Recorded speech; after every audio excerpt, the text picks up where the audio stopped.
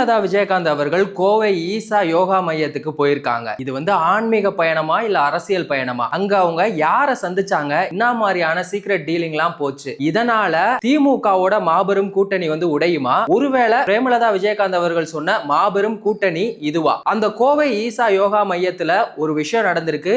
இது இப்போ சோசியல் மீடியால ரொம்பவே ஒரு ட்ரோல் மெட்டீரியலா இருக்கு. அந்த அளவுக்கு அங்க என்ன நடந்துச்சு? ஹாய், நான் உங்க தேவா. சோ வாங்க இத பத்தி டீடைலா தெரிஞ்சுக்கலாம். தேமுதிக திமுகவோட தான் கூட்டணி வைக்க போறாங்க அப்படின்னு சொல்லி எல்லாரும் எதிர்பார்த்துட்டு இருக்கும்போது அதெல்லாம் நடக்காது போல. அந்த மாதிரியான விஷயங்கள் தான் நடந்திருக்கு. ஏன்னா பிரேமலதா விஜயகாந்த் அவர்கள் ஆட்சியில பங்கு கேட்கிறாங்க. ஆனா ஸ்டாலின் ஐயா என்ன சொல்லியிருக்காரு, தமிழ்நாட்டை பொறுத்த வரைக்கும் ஆட்சியில பங்கு அதெல்லாம் செட் ஆகாது அப்படின்னு சொல்லியிருக்காரு. அது மட்டும் இல்லாம தேமுதிக சைட்ல இருந்து 7ல இருந்து 8 தொகுதி கேட்டிருக்காங்க. ஒரு ராஜ்யசபா சீட்லாம் கேட்டிருக்காங்க. அதனால இது வேலைக்கு ஆகாது அப்படிங்கிற மாதிரி அது கொஞ்சம் இழுத்துக்கிட்டு இருக்கு. இப்போ என்னாச்சு அப்படின்னா, பிரேமலதா விஜயகாந்த் அவர்கள் கோவை ஈசா யோகா மையத்துக்கு போயிருக்காங்க.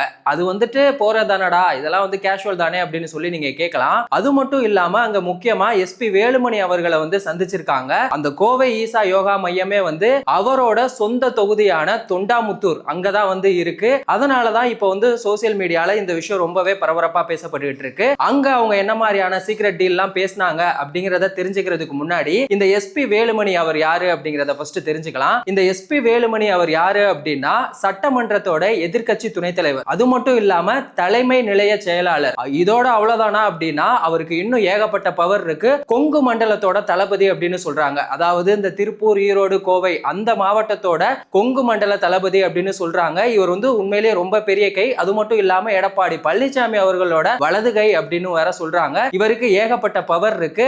இதுல முக்கியமான ஒரு விஷயம் என்ன அப்படின்னா, பிரேமலதா விஜயகாந்த் அவர்கள் ஒருவேளை அதிமுகவோட கூட்டணிக்கு வர்றாங்க அப்படின்னா, அவங்க டைரக்டா எடப்பாடி பழனிசாமி அவர்களே போய் மீட் பண்ணலாம்ல. எதுக்கு இவரை வச்சு மூவ் பண்ணணும் அப்படின்னு உங்களுக்கு ஒரு சந்தேகம் வரலாம். அங்கதான் ஒரு மெயின் ட்விஸ்டே இருக்கு. ஏன்னா மத்த கட்சிகளோட இந்த கூட்டணி விஷயமா பேசுறதுல இவர் அடிச்சுக்க ஆளே இல்ல. அதனாலதான் எஸ்பி வேலுமணி அவர்களை வச்சு இப்படி ஒரு காய் நகர்த்தி இருக்காரு எடப்பாடி பழனிசாமி அவர்கள். இந்த சீக்ரெட் டீல் என்ன மாதிரி பேசியிருக்காங்க அப்படின்னா, உங்களுக்கு ரொம்ப டீசென்டான, அதாவது நீங்க என்ன தொகுதி கேக்குறீங்களோ அதையும் தர்றோம், ஆட்சியிலையும் பங்கு தரோம் அப்படின்னு சொல்லியும் சொன்னதா அரசியல் வட்டாரத்துல அரசல் புரசலா பேசிட்டு இருக்காங்க. ஒருவேளை அதிமுக கூட தான் தேமுதிக கூட்டணி வைக்க போறாங்களோ அப்படிங்கிறது கிட்டத்தட்ட கன்ஃபார்ம் ஆயிருக்கு அப்படின்னு தான் சொல்லணும். ஏற்கனவே இதுக்கு முன்னாடி பாஜகவோட தேமுதிக கூட்டணி வைக்கிறதா எல் முருகன் அவர்கள் சொல்லியிருந்தாரு. அவர் யாரா அப்படின்னா, வேல் யாத்திரை அப்படின்னு சொல்லக்கூடிய ஒரு யாத்திரையை நடத்தி அது மூலமா ரொம்பவே பிரபலமானவர் தான். அது என்ன வேல் யாத்திரை அப்படின்னு சொல்லி உங்களுக்கு ஒரு டவுட் வரலாம். இந்த வேல் யாத்திரை எதுக்காக நடந்துச்சு அப்படின்னா,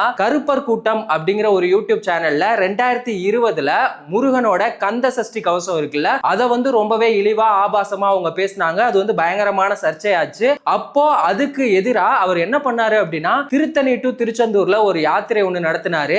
அந்த டைம்ல அந்த டைம்ல யார் முதலமைச்சரா இருந்தாருன்னா நம்ம எடப்பாடி பழனிசாமி ஐயா அவர்கள் தான். அது கொரோனா கால டைம். அதனால இந்த மாதிரி யாத்திரை எல்லாம் நடத்தக்கூடாது அப்படின்னு சொல்லி தடையெல்லாம் போட்டிருந்தாங்க. ஆனாலும் அந்த தடையை மீறி அவர் அந்த யாத்திரையை நடத்தினாரு. வேல்முருகன் கையில ஒரு வேலை தூக்கிட்டு பயங்கரமான ஒரு போராட்டம் நடத்தினாரு. அதை யாராலையுமே மறக்க முடியாது. அதனால என்ன பண்ணிட்டாங்க அப்படின்னா, இவர் இந்துக்கள் மற்றும் தமிழ் கடவுளோட ஒரு காவலாளி அப்படின்னு இவர் எல்லாருமே பேச ஆரம்பிச்சுட்டாங்க.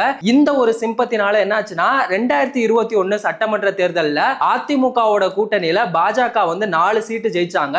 20 வருஷத்துக்கு அப்புறமா பாஜக சட்டமன்றத்துக்குள்ள போறதுக்கு இவர் ஒரு காரணமா இருந்தாரு. இவரோட இன்னொரு முக்கியமான ஒரு டேலண்ட் என்ன அப்படின்னா, டெல்லிக்கும் தமிழகத்தோட பாஜகவுக்கும் இவர் ஒரு பாலமா இருக்காரு அப்படின்னு சொல்லலாம். இப்போ ரீசெண்டா இவர் திமுக பயங்கரமா விமர்சனம் பண்ணியிருந்தாரு. அவர் என்ன சொல்லியிருந்தாரு அப்படின்னா, நீங்க ஊழல் ஆட்சி நடத்துறீங்க, இந்த வாரிசு அரசியல் இந்த ஆட்சியை தான் தொடர்ந்து நடத்துறீங்க, மக்களை பத்தி உங்களுக்கு எந்த ஒரு கவலையுமே இல்ல, மக்களை பத்தி நீங்க நினைக்கிறதே இல்ல அப்படின்னு சொல்லி திமுக அரசை பயங்கரமா விமர்சனம் பண்ணாரு. அது எதுக்காக அப்படின்னா, எக்காரணத்தை கொண்டு தேமுதிக திமுக பக்கம் போயிடக்கூடாது அப்படிங்கிற ஒரு மாஸ்டர் பிளான தான் இவர் போட்டுக்கிட்டு இருக்காரு. இப்போ என்னடானா, எஸ்பி வேலுமணி அவர்களும் தேமுதிகவை அதிமுகவோட கூட்டணியில இணைக்கணும் அப்படின்னு சொல்லிட்டு இருக்காங்க.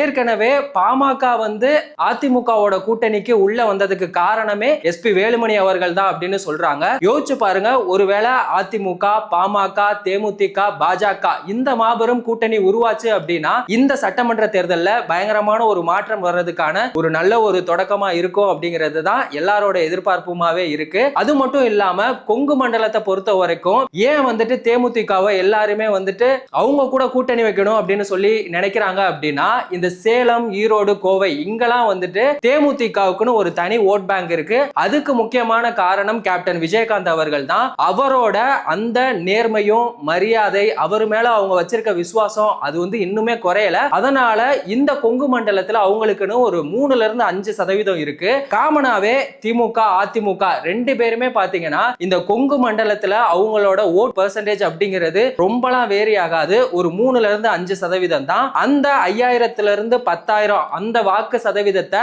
யார் பக்கம் இழுக்கிறாங்களோ அவங்க தான் வந்துட்டு மிகப்பெரிய மாற்றம் உண்டாகும். அதுக்காக தான் என்ன பண்ணிருக்காங்கன்னா அதிமுக இப்போ தேமுதிக வந்து நம்ம கூட கூட்டணியில வச்சுக்கலாம் அப்படின்னு சொல்லி பயங்கரமான ஒரு மாஸ்டர் பிளான் போட்டுக்கிட்டு இருக்காங்க. கிட்டத்தட்ட இந்த அதிமுக தேமுதிக கூட்டணி வந்து உறுதியானதா சொல்றாங்க. அது எந்த அளவுக்கு கன்ஃபார்ம் அப்படிங்கிறது பிரேமலதா விஜயகாந்த் அவர்கள் சொன்னாதான் தெரியும். இது ஒரு பக்கம் இருக்க, இந்த கோவை ஈசா யோகா மையத்துல ஒரு பயங்கரமான ஒரு கான்ட்ரோவர்சி ஒண்ணு நடந்திருக்கு. அதாவது இந்த கோவை ஈசா யோகா மையத்தோட இந்த ஃபீமேல் ஆங்கர் அந்த நிகழ்ச்சி எல்லாம் தொகுத்து வழங்குவாங்கல்ல, அவங்க என்ன பண்ணிட்டாங்க அப்படின்னா எஸ்பி வேலுமணி அவரை வந்துட்டு ஒரு மாலை போட்டு மரியாதையா செலுத்திருக்காங்க. அது மட்டும் இல்லாம அண்ட் ஹிஸ் ஒய்ஃப், அதாவது எஸ்பி வேலுமணி அவரோட ஒய்ஃப் பிரேமலதா விஜயகாந்த் அப்படின்னு சொல்லிட்டாங்க.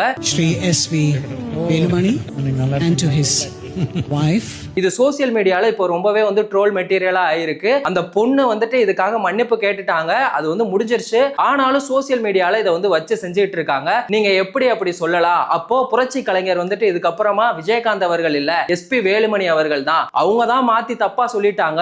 இருந்தாலும் அந்நியார் எதுக்காக சிரிச்சாங்க அப்படின்னு சொல்லி அவங்களையும் வந்து கலாய்ச்சிட்டு இருக்காங்க. சோ இது வந்து ரொம்பவே கான்ட்ரோவர்சியா இப்போ போயிட்டு இருக்கு. இப்போ ஒருவேளை இந்த தேமுதிக, பாமக, அதிமுக, பாஜக இந்த மாபெரும் கூட்டணி உருவாச்சு அப்படின்னா இந்த 2026 சட்டமன்ற தேர்தல்ல திமுக காலியாகுமா? தேமுதிக யாரு பக்கம் இருக்காங்களோ அவங்க தான் இந்த தேர்தல்ல ஜெயிப்பாங்களா? எஸ்பி வேலுமணி அவர்களை வந்துட்டு பிரேமலதா அவர்களோட ஒய்ஃப் அப்படின்னு தெரியாம சொன்னதுக்கு இப்ப சோசியல் மீடியால எல்லாருமே ட்ரோல் பண்ணிட்டு இருக்காங்க. சோ இத பத்தி உங்க கருத்து என்ன? இது எல்லாத்தையும் மறக்காம கமெண்ட் செக்ஷன்ல சொல்லுங்க. வேறொரு வீடியோல வேறொரு கண்டென்ட்ல நம்ம திரும்பவும் சந்திக்கலாம்.